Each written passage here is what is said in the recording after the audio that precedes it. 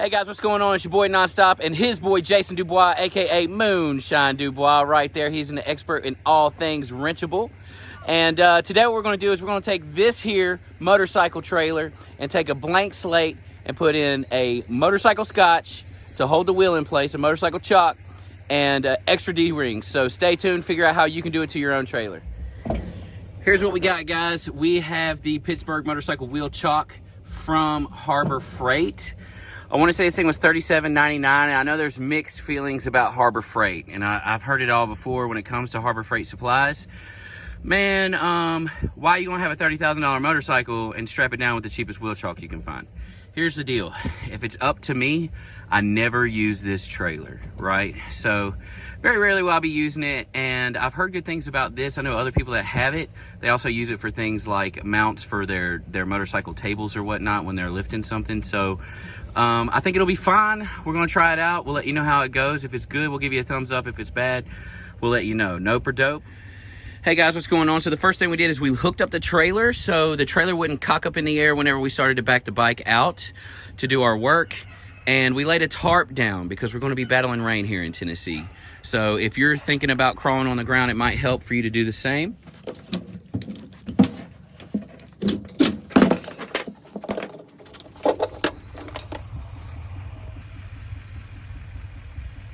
And here comes Nonstop. He had to go get his keys for his bike because he forgot them in the house like a dick. And now he has to walk 8 miles to get down to us. It's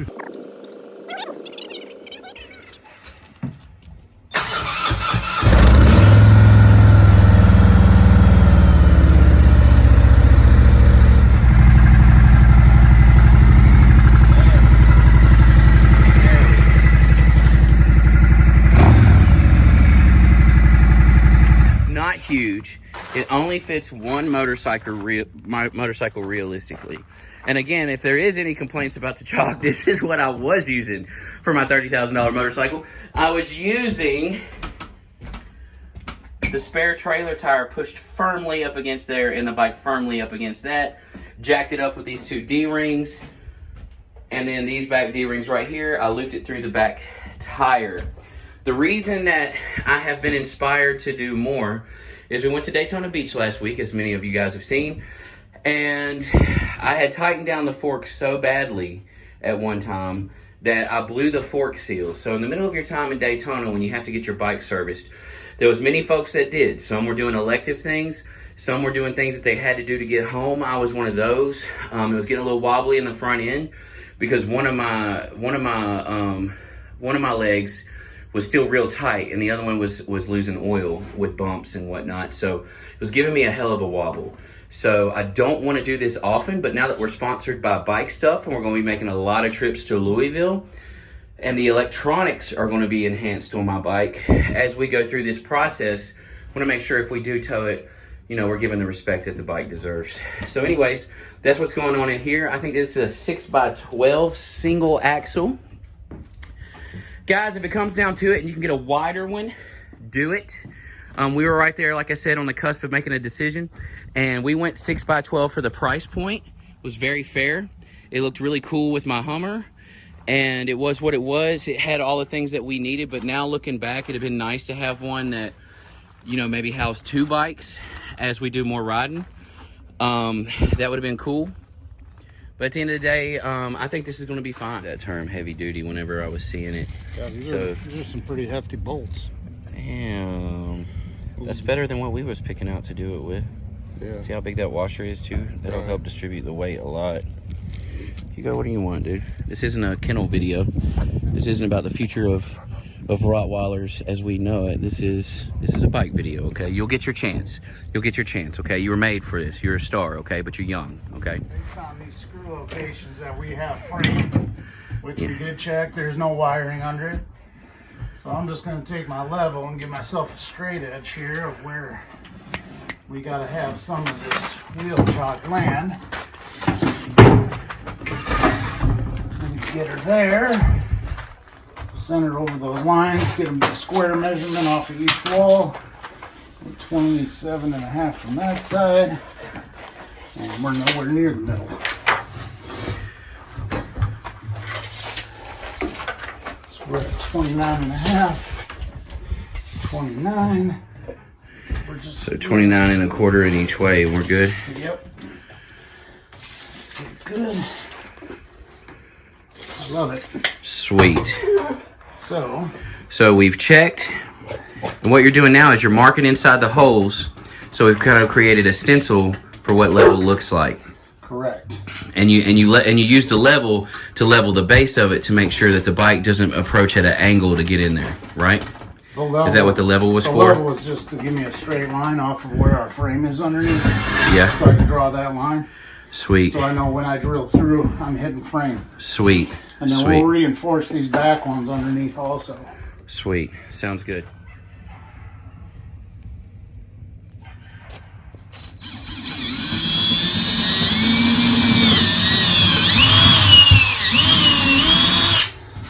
All right. In frame? I'm in frame.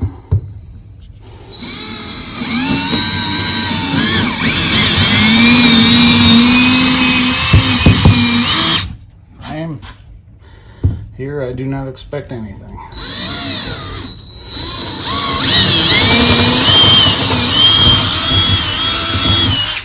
Look, now I can see the ground. Nice. I went from 1 to 2. I just changed the speed on it. I wanted to go faster because this is not necessarily a metal bit. It's for all purpose. The faster you go, the easier it goes. You can start to see the metal shavings coming out. Hit the top.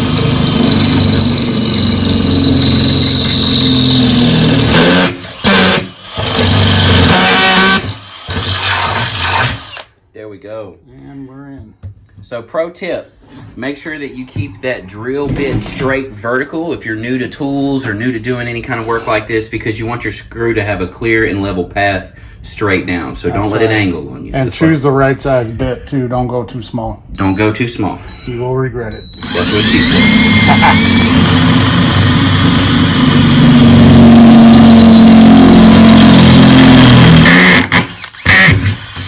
She never said that to me. Ah! Should I be worried?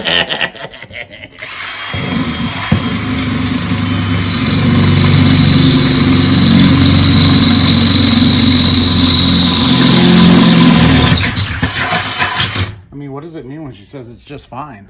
I don't know. I don't know if adequate's the goal. Yeah. But I mean, I think really the indicator is repeat business, brother. I think repeat business is what's important. If she's still talking to you, that's a sign. That's a sign. Something's right. Yeah. Right, So we're perfect. cool. So it fit in there well, and it is what it is. So I will be the under the trailer guy. Because I could use the fucking exercise, and we will get this stuff started. So you notice they put a square on the top of here. Yeah. See how that's squared off? That's going to fit in here and lock into that square nut or square hole. Mm-hmm. And then everything else happens from the bottom. Okay, cool. And we have a problem. What's that? These bolts aren't long enough to get through the frame. Are you serious? Swear to God, it's about a 2 3/4 inch bolt. And my drill bit is 5. Yeah. So we need a longer. We need longer bolts, exactly like this, just longer.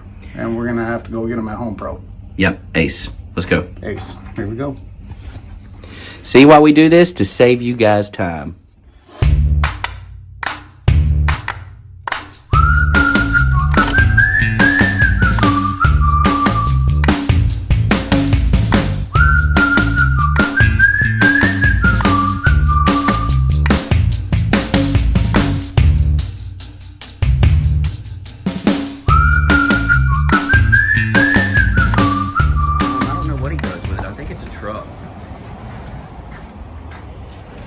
Going to the Home Pro.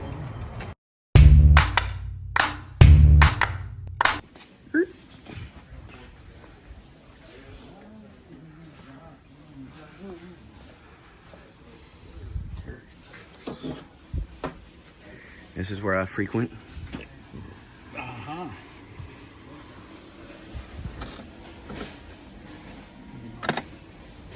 You brought the other one? Yeah. So we're looking for a square fit. Like that, but shorter. Probably need 8 inches. Probably need 6. This is kind of what size we have. This? Maybe?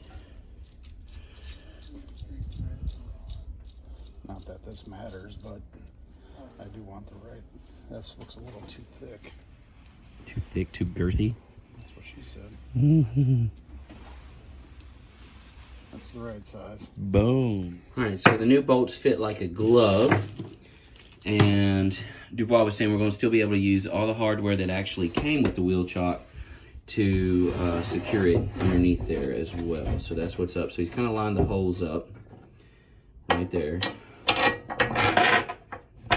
Again, the unique thing about this one versus some of the videos I saw last night is those square kind of shapes that allow the screw to kind of recess there and hold itself.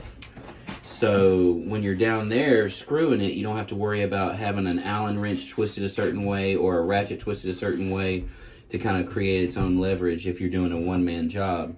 Obviously, the fact that those are shaped square definitely helps out. And this thing is dead center, as you can see. I mean, this is boom, boom, boom, boom, boom, boom. I would still be doing this part without the help of my humble friend, Moonshine Dubois. Look at this. Here's our spacer. Spacer? Washer. Why spacer? Gives you a little more torque. Oh, okay, cool.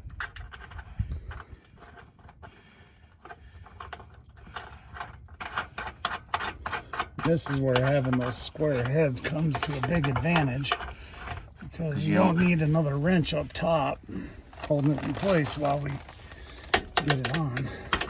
Get it on, he says.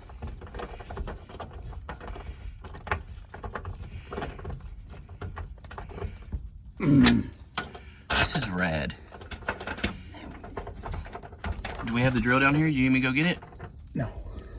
I do need to get it. You want it? You know what I do need is that other bolt that's got all the other hardware for underneath here. The one that's in the trailer. Yeah, now you're regretting coming down here with me, aren't you? Oh, hell no. Hell to the no. So I need to go get the bolt of hardware? Let me grab it. It's right here. No. I'll do it. I'm literally right No, here. I thought you meant the missing bolt that I thought we wasn't going to talk about on camera. That's why I laughed. I was like, oh, what are you talking about, Dubois? Whatever do you mean, Dubois? One of these days, you're going to be looking around here and be like, holy shit, there it is. One of these days, I feel like I'm going to be doing that and just see your 2 feet in a piss stream come down. All right, here we go. Look at that. This is what under the trailer looks like. Here we go.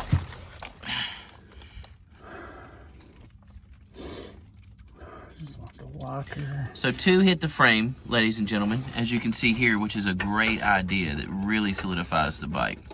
Yeah, that's going to be taking the brunt of the force too. Right. Now I've also heard that if you have a wheel chock and you just put 2 straps to the D-rings, that it's a done deal, that you really don't need the other 2 D-rings. So again, there's all sorts of different takes on the right way to strap down a motorcycle. You can ask 5 people, give 5 different responses on the best way to do it. So please comment below if you have a suggestion, a tip, or anything that might help another biker figure out the best way to do this. Why are you down here? Do I not get any space? Oh, this is just great. Hey, Hugo. This is just great. Hey, Hugo. What are you doing, Dad? Hugo is a great son. He always wants to be with Dad, okay? He likes tools. He likes motorcycles. He likes being on camera. Just come here. Just get down. Just get down. Just come here. Just come here. Just come here. You are a problem. You are a problem. All right, so just chill out. No, I don't want to fight. All right, cool. We just hand tooled this thing. All right. That's because I don't have a socket deep enough to get on this. And my 9/16 wrench is missing out of my toolbox. No. And that's what you get when you let people borrow your shit. 9/16 is like a go-to size too. Yeah. You're gonna use that. Nobody can ever find their 9/16 or their 10 millimeter. 10 millimeter, yeah. Okay, guys, so here's what happened. The rain started, and it was what it was. We was gonna keep going, but we figured we'd bring it in to see where to place the D-rings, right? And we were gonna, make sure that it was going over the seat, the whole nine, blah, blah, blah. So what I was doing, again, just to recap, is I was pulling it up against that spare tire that you saw earlier, snug as I could, which obviously it loosens immediately as soon as I start pulling forward. Then doing the forks to the D-ring above the suspension, which tightening it too much is what cost me to break my fork seal. And then I would do what you see here, which is where I basically just run it through the back tire rim and pull it tight this way to snug it up. I know it looks like there's an issue there with my exhaust, but there's not. It's perfectly fine. So as we did that, it turned out that this thing is solid, like really solid. So I don't even think that we're gonna put the D-rings in the floor. I think we're gonna stop it where it is, and we're gonna try it this weekend to Louisville. And again, that's like Nashville to Louisville, so it's gonna be a little over 2 hours. And we're gonna try it again and see what we can do to continue to firm this up. So here's how we've got it. Again, comment below if this is what you would have done. We just basically took it from the fork right there and we looped back to the hooks, as you can see, and then just ratcheted it snug. And he was on that side, I was on this side, making sure that we kept it as level as possible for the ride. It's a 21-inch tire, okay? It's a 21-inch rim and tire. And as you can tell, I got the fatter 21 tire because I think it's awesome. So it's a 21 with a fat tire on a 2017 Street Glide Special. And it fit like a glove with nothing altered from out of the box. So as you can see, there's 3 holes there. And I believe those 3 holes was there to kind of signify a different size rim or different size tire to make sure that's snug. But we rolled up on it and it was absolutely perfect. It gives us a ton of space still in here. So stay tuned, by the way. If you've got different links or whatnot you want to put in the comments about what people's done with this negative space here. We'd like to build some racks and some shelving to maybe use cargo nets or whatnot, maybe wire ones, I guess. Again, comment below, help us out, and tell us what you want to see in these videos, what you'd like to see us do to the trailer. And that'll keep us giving projects and ideas for videos coming. But we're thinking about some sort of compartments up there that we can throw chaps, extra gear. I'd like to make some of those hanging hooks for like saddlebags or tour packs or whatnot. Just anything that we might need. Or when we go to these rallies, sometimes there's deals that we just can't walk away from. If there's an extra set of saddlebags there that's cheap enough, maybe we can move them. Helmet racks. Yeah, helmet racks, the whole nine. So there's a lot we'd like to do with it. If there's anything that you'd like to see us do with it, comment below. Again, this is Moonshine Dubois. Yeah, rain or shine, it's moonshine, okay? And of course, your boy Nonstop, we're out of here.